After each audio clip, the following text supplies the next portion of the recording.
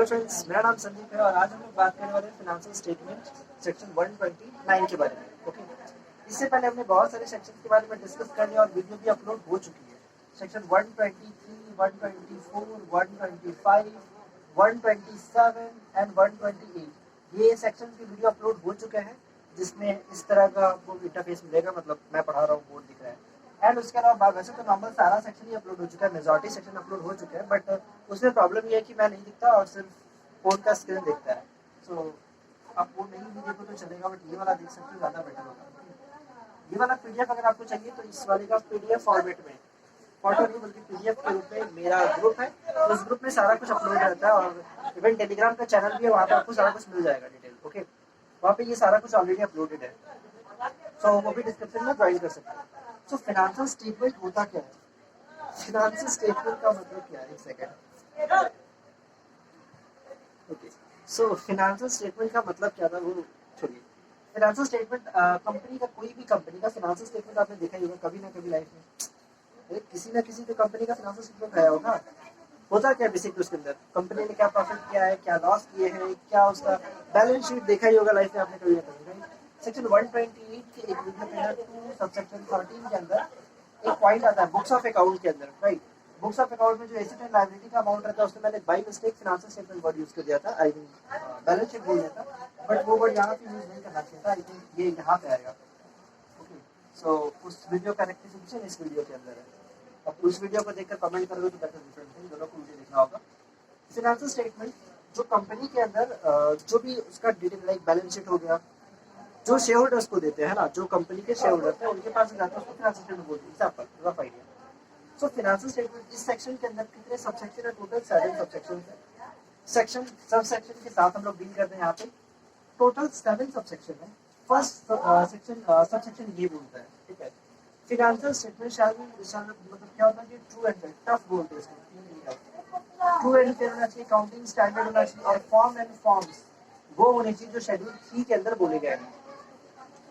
एक बार जो bare act है उसकी लैंग्वेज आपके पास जो भी बुक है आप खोल लो, सबके बुक में सेम कंटेंट रहता है, सेम वर्ड रहता है, क्योंकि लॉ किसी का खुद का नहीं होता है, लॉ सबका है। ओके, तो फाइनेंशियल स्टेटमेंट का give true and fair view of the state of affair of a company. Company के अफेयर्स का ट्रू एंड फेयर व्यू देना चाहिए। ये वर्ड ट्रू एंड फेयर भी बहुत इंपॉर्टेंट है, कहीं भी आप ट्रू एंड करेक्ट नहीं लिख सकते, ट्रू एंड फेयर व्यू लिख सकते हैं भाई, क्योंकि एक रीजनेबल एश्योरेंस देता है। ऑडिट वाले क्लास में पढ़ा होगा आपने। फाइनेंशियल स्टेटमेंट शैल गिव, जो ऑडिटर का ओपिनियन है वो बोलता है क्या, एक रीजनेबल एश्योरेंस देता है, कभी भी एब्सोल्यूट एश्योरेंस नहीं मिल सकता है। तो true and fair word use कर सकते हैं, true and correct word use नहीं कर सकते। State of affair of the company, okay, या फिर companies comply with the accounting standard, अपने अकाउंटिंग स्टैंडर्ड को कंप्लाई किया, second important point. Okay, that is हमारा सेक्शन 133 अकाउंटिंग स्टैंडर्ड वाला चैप्टर है, सेक्शन है, ठीक है। एंड फॉर्म एंड फॉर्म्स, वो फॉर्म एंड फॉर्म्स होंगे जो शेड्यूल 3 के अंदर बोले गए। शेड्यूल 3 के अंदर हमारा बैलेंस शीट बोला गया ना, पीएल बैलेंस शीट, तो उस वाले फॉर्म को आपको यहाँ पे कंप्लाई करना पड़ेगा, ठीक है। चलिए, तो सब सेक्शन 1 यहाँ तक क्लियर हो गया।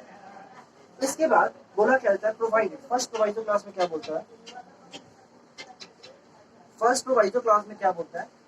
जो भी atom contain in financial statement, financial statement के अंदर जो भी चीज लिखे हुए है shall be according with accounting standard, वो सारे कुछ अकाउंटिंग स्टैंडर्ड के हिसाब से रहती है। आपके फर्स्ट जो प्रोवाइडर क्लॉज है उसमें आप देख सकते हो, provided that the atom contain in such financial statement shall be according with the accounting standard. फिर अगेन एक प्रोवाइडर क्लॉज आता है, this nothing contained in this section shall applicable to the banking company, insurance company and generation या फिर supply of electricity।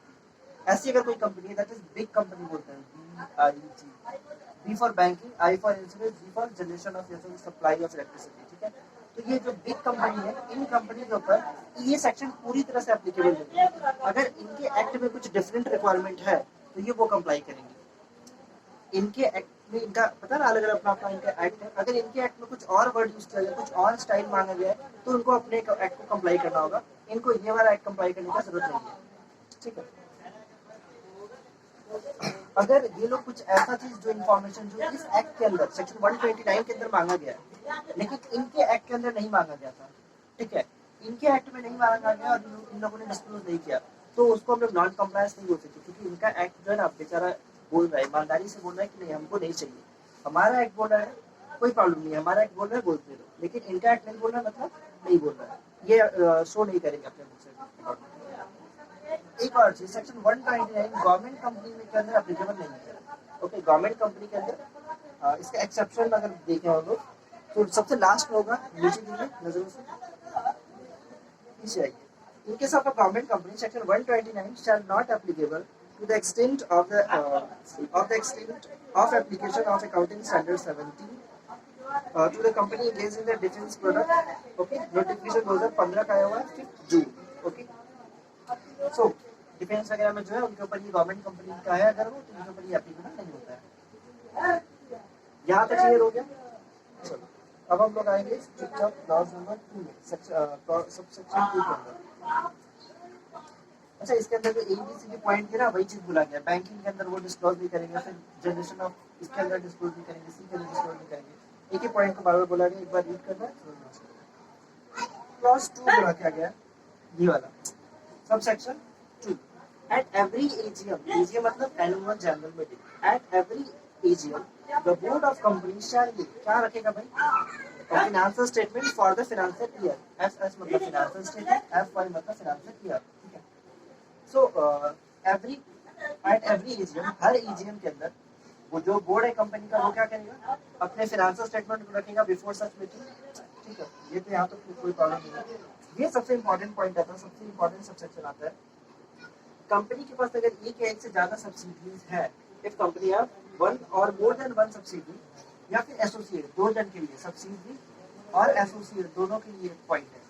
Company के पास subsidy है या फिर एसोसिएट है, ओके, एक हो सकती है, इससे ज्यादा हो सकती है, तो कंपनी अपना फाइनेंशियल स्टेटमेंट तो बनाएगी। एडिशन वर्ड मिला, इन एडिशन मतलब कंपनी अपना फाइनेंशियल स्टेटमेंट तो बनाएगी, इसके साथ साथ कंसोलिडेटेड फाइनेंशियल स्टेटमेंट भी बनाना पड़ेगा। ये भी मैंडेटरी हो गया। मतलब पहले तो कंपनी के पास एक या एक से ज्यादा सब्सिडरी है, कोई प्रॉब्लम नहीं है। इसके in addition to financial statement अपना फाइनेंशियल स्टेटमेंट बनाएंगे जैसे बनाता है, इसके अलावा आपको कंसोलिडेटेड फाइनेंशियल स्टेटमेंट भी बनाना पड़ेगा। ठीक है, तो ये वाला पॉइंट क्लास सबसेक्शन 3 के अंदर बोला गया।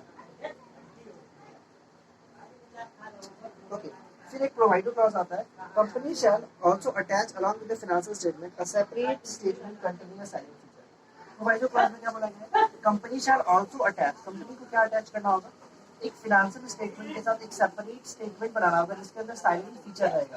ओके, साइलेंट फीचर रहेगा, ये साइलेंट फीचर है, साइलेंट फीचर रहेगा, दैट इज हमारा एओसी 1 के अंदर हमको रखना पड़ता है। ओके, और फिर सब्सिडी एंड एसोसिएट, जिसमें हमारा सब्सिडी एंड एसोसिएट का डिटेल्स रहेगा, हमारा ईओसी 1 एक फॉर्म है उसके अंदर। यहाँ तक क्लियर। कंपनी को एक सेपरेट स्टेटमेंट बनाना पड़ेगा जो उसमें साइलेंट फीचर के बारे में क्लियर, साइलेंट फीचर के बारे में आपको बताना पड़ेगा ईओसी 1 के अंदर। अब आते हैं सबसेक्शन 4 के अंदर। The provision of this applicable to the preparation, adoption और फिर audit of financial statement of holding company है। Mutatis mutandis applicable to the consolidated financial statement।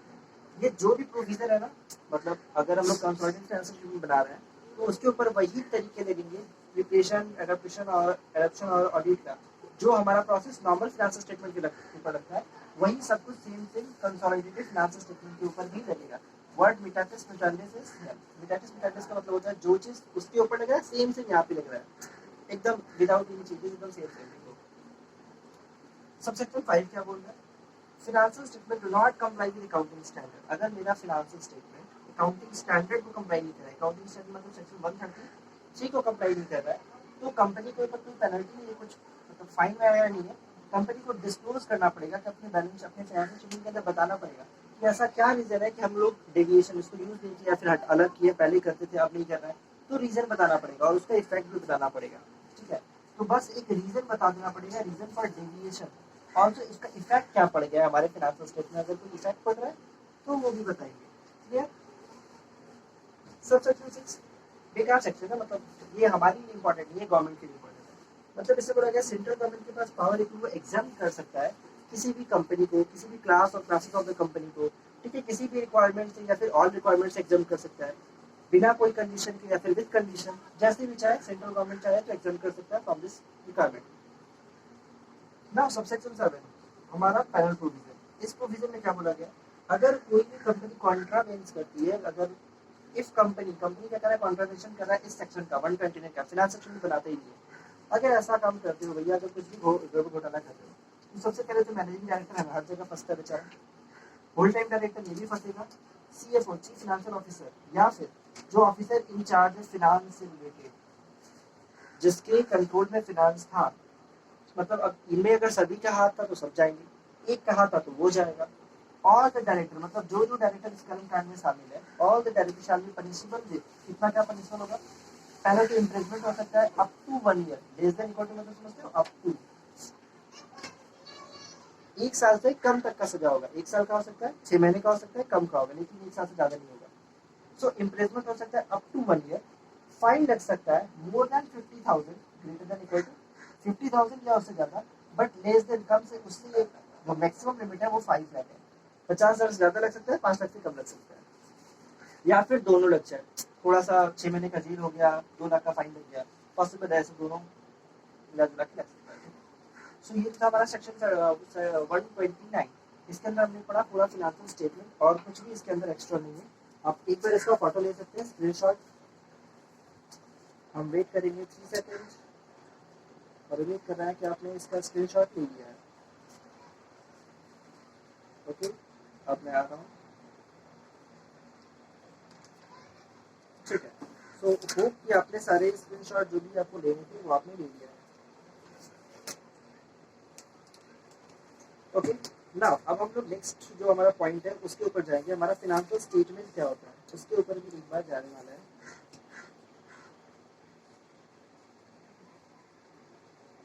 ठीक है, सो हम लोग जा रहे हैं अपने फिनेंशियल स्टेटमेंट के ऊपर। ठीक है, ये वर्ड तो देख लीजिए एक बार डेफिनेशन के हिसाब से, इस फिनेंशियल स्टेटमेंट को भी देख लेते हैं, what does it mean financial statement. इसका डेफिनेशन वाला पोर्शन को भी देख लेते हैं।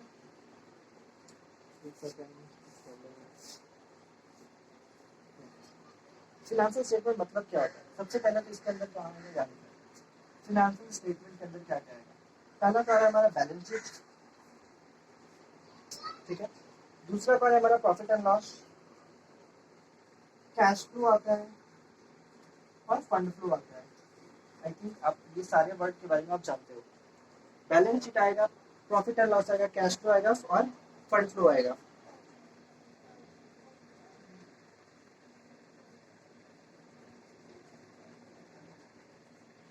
ओके, सो हमारा बैलेंस शीट आ गया, यहाँ पे प्रॉफिट एंड लॉस आ गया, कैश फ्लो आ गया, फंड फ्लो आता है। कैश फ्लो आगे, कैश फ्लो के साथ साथ और एक चीज आएगा, कैश फ्लो के लिए बोला था गया small company, small company, dormant company, ये सेक्शन 455 वाला सेक्शन है। Small company, dormant company, and इसके साथ साथ हमारी कंपनी आता है दैट इज हमारा 1% कंपनी, OPC। ये इन तीनों के लिए कैश फ्लो स्टेटमेंट देना जरूरी नहीं है, फंड फ्लो नहीं है। यहाँ पे बैलेंस शीट क्लियर फ्लो, और एक आता है दैट इज हमारा एक्सपेंडिचर स्टेटमेंट। जो भी हमारा फिनेंशियल स्टेटमेंट बैलेंस शीट के नीचे नोट वगैरह आते हैं वो सारी चीजें, तो फिनांस स्टेटमेंट के अंदर क्या क्या कवर हो गया ये हमने देख लिया, एंड इसके साथ साथ फिनेंशियल स्टेटमेंट क्या था वो भी हमने देख लिया। ठीक है, कैश फ्लो स्टेटमेंट इन तीनों के लिए मैंडेटरी नहीं है, बाकी लोग के लिए चलेगा। ठीक है, कौन कौन, small, dormant and OPC। Okay, hope यहाँ तक आपको समझ में आ गया होगा, और अगर समझ में आ गया तो एक बार आप फोटो लेना चाहो तो ले लो। सो यहाँ तक आई थिंक आपको समझ में आ गया होगा। अगर समझ में आ गया तो वीडियो को लाइक करना, इसको शेयर कर लो, जितने भी फ्रेंड्स हैं सबके साथ फटाफट शेयर कर दो, जितने भी दोस्त है ना जो भी है फिनेंशियल स्टेटमेंट जानने वाले जितने भी सबके साथ शेयर कर दो। ठीक है, चाहे वो स्टॉक मार्केट से रिलेटेड हो, चाहे उसके पढ़ाई से रिलेटेड हो, सबके साथ शेयर करना है। इस वीडियो को लाइक करना है, चैनल को जरूर से जरूर सब्सक्राइब करना है, क्योंकि इसमें सारे सेक्शन के वीडियो सेक्शन वाइज, ये कंपनी के सेक्शन वाइज वीडियो अपलोड होंगे, कुछ कुछ चैप्टर वाइज वीडियो अपलोड होंगे, कुछ कुछ रिविजन टाइप वीडियो अपलोड होंगे। तो यहाँ पे आपको सारी चीज मिल जाने वाला है, तो इस चैनल को सब्सक्राइब के बगैर मत जाना। ओके, मिलते हैं नेक्स्ट वीडियो में, बाय बाय।